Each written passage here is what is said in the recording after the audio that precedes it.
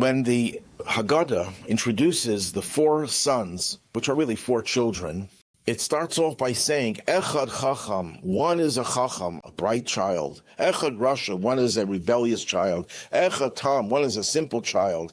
Echad, one is She'eni Yadeh Lisho, he can't even ask questions. He's indifferent. The question has been asked, why does it repeat the word Echad, one?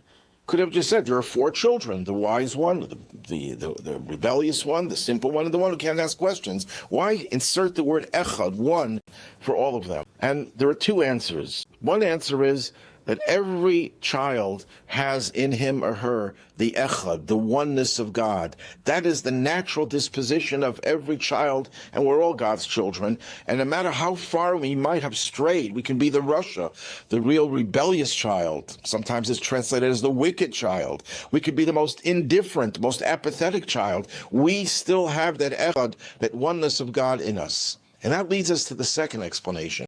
And there's an anecdote told about a teacher who couldn't handle one of his students, brings him to the principal and says, I can't handle this kid. He has to be out of my class. And the principal says, well, if that's the case, you're out of a job. He says, what? There's so many other children in this classroom. He says, what would happen if he'd be the only child?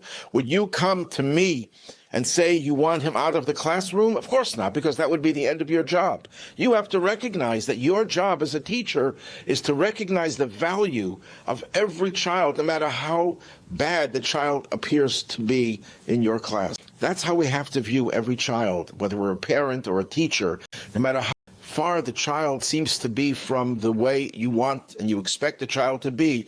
That child is echad. He's the only child you have. Imagine you have no other children, how much you would treasure and you would really value that child. That's how God looks at every one of us, his children.